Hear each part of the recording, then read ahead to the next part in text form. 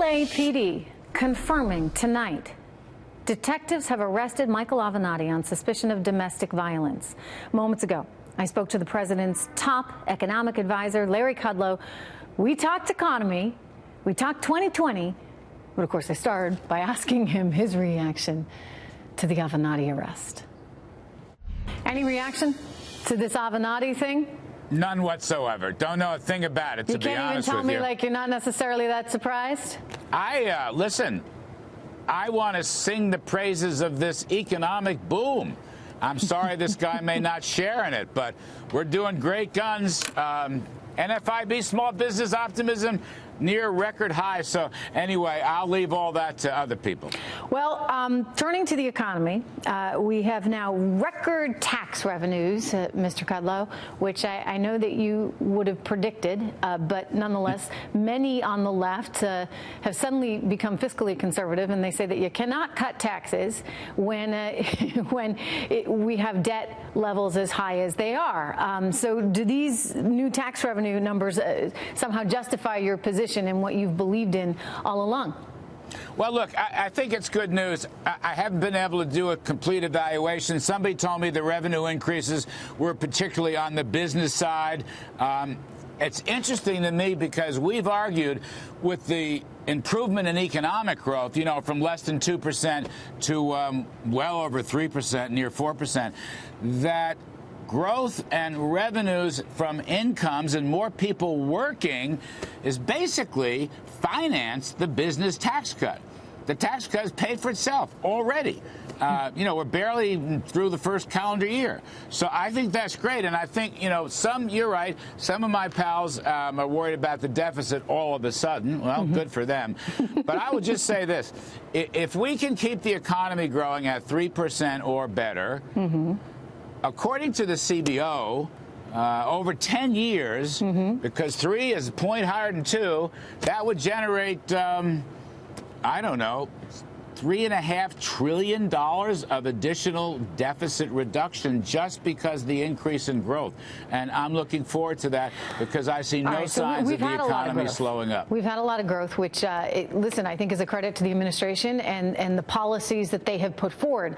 But it's a question of now, can that continue? I mean, we saw 4.2%, 3.5%. What's your prediction as we look to the next number on GDP, sir?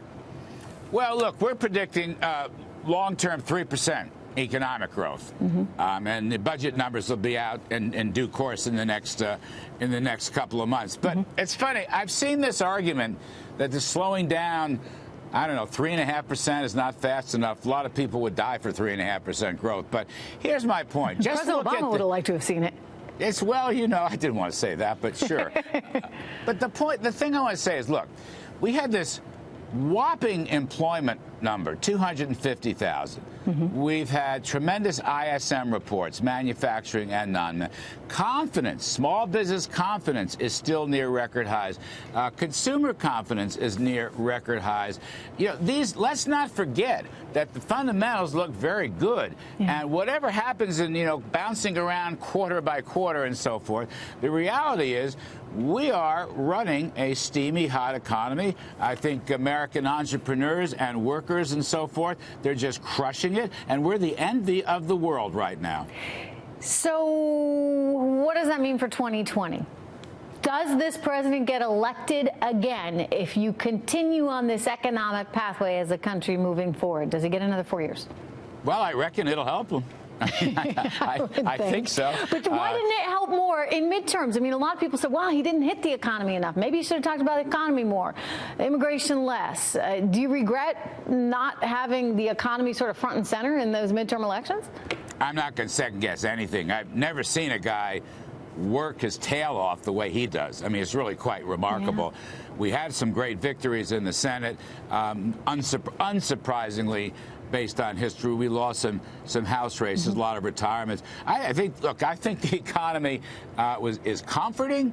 I think it's been an inspiration. You know, let me just, one stat. I don't want to make this all about numbers, but look. Well, we go way back, and I've always loved you for your numbers, Larry. Yeah, I mean, the story a couple of months ago in my favorite supply-side newspaper, the Washington Post, okay? Okay. It was front page above the fold saying that blue-collar employment was rising at the fastest rate since the mid-'80s, 1984, when I was a little Cub Scout for Ronald Reagan. So that's just one stat that shows, you know, how much this recovery has encompassed the entire economy. And I don't see why this is going to let up. The lower marginal tax rates, the rollback of regulations, the booming energy sector, wow. I just don't think this can be stopped. You know, one of the things I've always liked about you is you've always been such an optimist. And even, you know, you've looked always, and this is a real credit to you, at the economy for what's good in it, regardless of what the political party was. I mean, this has never been so political to you as it is economic. And so now I look at you in the Trump administration, and I think your optimism there is being met with a president who is equally optimistic. But I say this because you cannot discount that. Optimism matters. The mood of the country. What was FDR's, you know, the sun will come out tomorrow, brings me back to my days loving all those Annie soundtracks. But that's important, isn't it, Larry? I love that, Trish. I just love that. I think you're exactly right.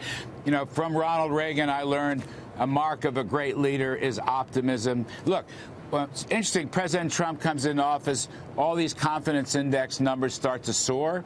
I don't think that was a mistake. He's arguing that the war on business is over, the war on energy is over, the war on success is over. You will be rewarded for the extra hour worked, the extra dollar invested, the extra risk taken. He said to people, in effect, take a rip at the ball. I've got your back in our new economy. Blue-collar workers, small business owners among men and women, the energy dominance that we're seeing, it's unbelievable. Look at the drop in oil prices. That's not a coincidence. All right, you sure you got nothing to say on Avenatti? He changed the whole psychology of this country. He really did. He changed the entire psychology. And you're right, by the way. Yeah. My book was about JFK's tax cuts, a Democrat that worked, Reagan's tax cuts, a Republican that worked, and I think President Trump's tax cuts are showing their muster. Indeed. All right. Larry Kudlow, good to see you, my friend. Thanks, Trish. Appreciate it.